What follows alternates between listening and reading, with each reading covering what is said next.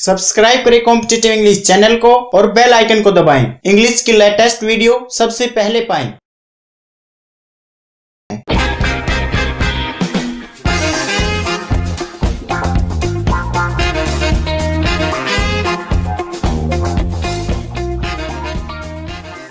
My dear friends, welcome to competitive English. देखिए, इस video में हम बात करेंगे प्रोनाउन के रूल्स के बारे में। अभी हमने प्रोनाउंस रिलेटेड एक वीडियो अपलोड की थी, ये उसी का पार्ट सेकंड है। आपने वो वीडियो नहीं देखी है तो उसका लिंक हमने डिस्क्रिप्शन में दे दिया है, आप वहाँ से देख सकते हैं। तो चलिए फ्रेंड्स, शुरू करते हैं। द फर्स्ट रूल इज, जब दो subject as well as, with, along with, together with, in addition to, like, unlike and not, इनसे जुड़े हुए हों तो जो बाद में पॉजेसिव केस का यूज होगा वो फर्स्ट सब्जेक्ट के अकॉर्डिंग होगा। जैसे एग्जांपल देखिए, the teacher along with the students is going to their principal. अब यहाँ पे प्रिंसिपल से पहले जो पॉजेसिव एडजेक्टिव का यूज हुआ है देयर, यहाँ पे ये रॉन्ग है क्योंकि यहाँ पे दो सब्जेक्ट दिए हुए हैं, द टीचर और द स्टूडेंट्स। ये दोनों अलोंग विद से जुड़े हुए हैं और जब अलोंग विद से दो सब्जेक्ट जुड़े हुए होते हैं तो जो बाद में जो पॉजेसिव केस आएगा वो फर्स्ट सब्जेक्ट के अकॉर्डिंग आता है। फर्स्ट सब्जेक्ट है द टीचर, जो कि मेल है, सिंगुलर है, तो इसके अकॉर्डिंग देयर की जगह हिज का यूज होगा और इसका करेक्ट सेंटेंस बनेगा the teacher along with the students is going to his principal. एक और एग्जाम्पल देखिए, my sister with her friends is doing their homework। अब इस सेंटेंस में दो सब्जेक्ट हैं, my sister और her friends, और ये with से जुड़े हुए हैं तो बाद में जो ये पॉजेसिव केस है ये फर्स्ट सब्जेक्ट के अकॉर्डिंग यानी my sister इसके अकॉर्डिंग होना चाहिए। तो यहाँ पे देयर की जगह सिस्टर फीमेल है, सिंगुलर है, तो इसके लिए हर का यूज होगा। तो इसका करेक्ट सेंटेंस है my sister with her friends is doing her homework। One more example, Priya as well as Nikhil has done his work।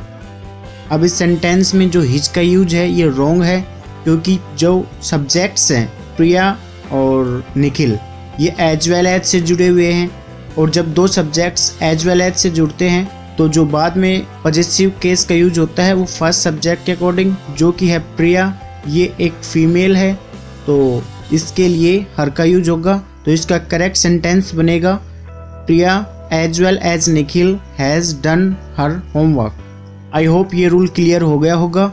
चलिए नेक्स्ट रूल देखते हैं। नेक्स्ट रूल है, जब दो सब्जेक्ट आइदर और, neither nor, not only but also और none but, इनसे connect हो तो जो पॉजेसिव केस आएगा वो सेकंड सब्जेक्ट के अकॉर्डिंग आएगा। जैसे एग्जाम्पल देखिए, neither Rahul nor Neha has finished their homework. अब इस सेंटेंस में दो सब्जेक्ट राहुल एंड नेहा ये नाइदर नोर से जुड़े हुए हैं तो जो पॉजेसिव केस है वो सेकंड सब्जेक्ट के अकॉर्डिंग आना चाहिए, जो कि है नेहा, और नेहा के लिए पॉजेसिव एडजेक्टिव होगा हर। तो इसका करेक्ट सेंटेंस होगा neither Rahul nor Neha has finished her homework. चलिए एक एग्जाम्पल और देखिए, not only the teacher but also the students are doing his duty properly.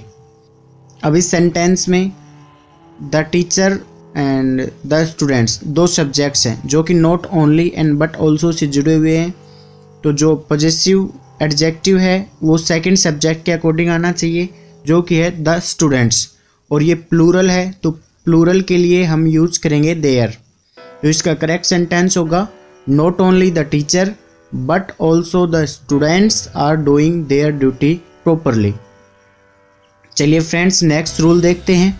जब सब्जेक्ट की जगह each, every, neither, either, any, none इनका यूज हो तो इनके बाद जो नाउन आएगा वो हमेशा सिंगुलर नाउन होगा और इसके बाद जो पॉजेसिव केस का यूज होगा वो होगा थर्ड पर्सन सिंगुलर। और अगर सब्जेक्ट की जगह each of, every of, neither of, either of, any of, none of इनका यूज हो तो इनके बाद जो नाउन आएगा वो प्लूरल नाउन होगा और जो पॉजेसिव केस का यूज होगा वो थर्ड पर्सन सिंगुलर का यूज होगा।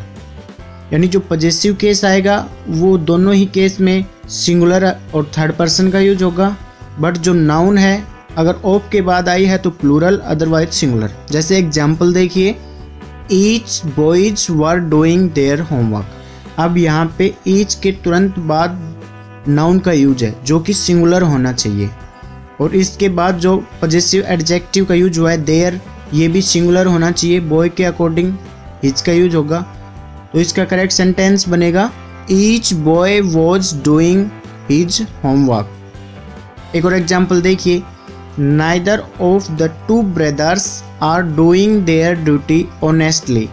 अब नाइदर ऑफ के बाद नाउन है वो प्लूरल होनी चाहिए जो कि करेक्ट है और इसके बाद जो पॉजेसिव केस है देयर, ये सिंगुलर होना चाहिए जो कि यहाँ पे रॉन्ग है। तो इसका करेक्ट होगा neither of the two brothers is doing his duty honestly.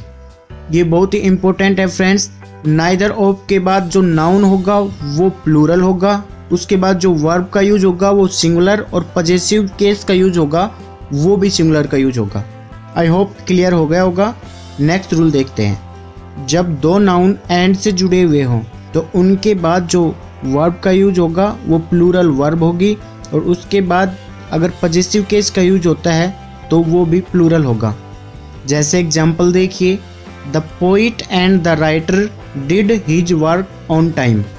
अब यहाँ पे जो हिज है ये सिंगुलर है जो कि रॉन्ग है, तो यहाँ पे प्लूरल प्रोनाउन का यूज होगा जो कि है देयर। तो इसका करेक्ट सेंटेंस होगा the poet and the writer did their work on time. But जब दो नाउन एंड से जुड़े हुए हों और सिर्फ पहली नाउन के साथ ही आर्टिकल द का यूज हुआ हो तो उसके बाद जो वर्ब आएगी वो भी सिंगुलर होगी और जो प्रोनाउन होगा वो भी सिंगुलर होगा। जैसे एग्जाम्पल देखिए, the poet and writer did their work on time. अब यहाँ पे दो सब्जेक्ट हैं, poet and writer, but the का यूज सिर्फ पोइट से पहले हुआ है, राइटर से पहले नहीं हुआ है। तो इसका मतलब ये होता है कि पोइट और राइटर एक ही व्यक्ति है, तो यहाँ पे इसको सिंगुलर माना जाता है। तो इसका करेक्ट सेंटेंस होगा the poet and writer did his work on time. अब यहाँ पे जो हिज प्रोनाउन है वो सिंगुलर प्रोनाउन है, उसका यूज हुआ है। तो चलिए फ्रेंड नेक्स्ट रूल देखते हैं, जब दो नाउन एंड से जुड़े हुए हो और उन दोनों से पहले ईच या एवरी का यूज हो तो भी उसके बाद जो वर्ब होगी वो सिंगुलर होगी और जो पॉजेसिव केस का यूज होगा वो जो सेकंड नाउन है या हम बोल सकते हैं जो सेकंड सब्जेक्ट है उसके अकॉर्डिंग यूज होगा। जैसे एग्जाम्पल देखिए, each girl and each boy has deposited their money. अब यहाँ पे दो सब्जेक्ट एंड से जुड़े हुए हैं, गर्ल एंड बॉय, और इन दोनों से पहले ईच का यूज है तो इसके बाद जो वर्ब आई है वो तो सिंगुलर है हैज, बट इसके बाद जो पॉजेसिव केस का एडजेक्टिव है देयर, ये रॉन्ग है। ये एडजेक्टिव सेकंड नाउन के अकॉर्डिंग आएगा और सेकंड नाउन है ईच बॉय, तो बॉय मेल है तो यहाँ पे देयर की जगह हिज का यूज होगा। Each girl and each boy has deposited his money. I hope ये रूल क्लियर हो गया होगा। चलिए नेक्स्ट रूल देखते हैं, जब वन का यूज एज ए सब्जेक्ट होता है तो उसके बाद जो पॉजेसिव केस का यूज होगा वो वन का ही पॉजेसिव केस बनाया हुआ है फ्रेंड्स, वंस, और वन का रिफ्लेक्सिव केस होता है वन सेल्फ। इन्हीं का ही यूज करना है, ना कि हिज या हर का। जैसे एग्जाम्पल देखिए, one should do his duty honestly. अब यहाँ पे सब्जेक्ट है वन, लेकिन यहाँ पे पॉजेसिव एडजेक्टिव है वो हिज का यूज किया है जो कि रॉन्ग है। तो यहाँ पे हिज का यूज ना करके वन के पॉजेसिव केस वंस इसका यूज होगा। तो इसका करेक्ट सेंटेंस होगा one should do once duty honestly. चलिए नेक्स्ट रूल देखते हैं, possessive adjective must agree with its antecedent. जो पॉजेसिव एडजेक्टिव है वो इसके एंटीसीडेंट से अग्री होना जरूरी है। एंटीसीडेंट यानी इससे पहले जो नाउन का यूज हुआ है, जिसके लिए ये केस आया है, उससे अग्री होना बहुत ज़रूरी है। जैसे एग्जाम्पल देखिए, the girl obeys his father. अब इस सेंटेंस में पॉजेसिव एडजेक्टिव हिज का यूज हुआ है। अब स्टूडेंट्स क्या करते हैं, फादर को देख के हिज को करेक्ट समझ लेते हैं, क्योंकि जो फादर है वो मेल है और हिज है वो मेल, तो वो इसको करेक्ट कर देते हैं, बट ये रॉन्ग है। यहाँ पे जो पॉजेसिव एडजेक्टिव होगा इसके एंटीसीडेंट जो कि है गर्ल, इसके अकॉर्डिंग होगा। तो गर्ल फीमेल है तो यहाँ पे हिज की जगह हर का यूज होगा, तो इसका करेक्ट सेंटेंस होगा the girl obeys her father. एक और एग्जाम्पल देखिए, the boy likes her mother. अब यहाँ पे जो पॉजेसिव एडजेक्टिव हर है ये रॉन्ग है, ये बॉय के अकॉर्डिंग यूज होगा, जो कि मेल है तो यहाँ पे हिज का यूज होगा, तो इसका करेक्ट सेंटेंस होगा the boy likes his mother. चलिए नेक्स्ट रूल देखते हैं।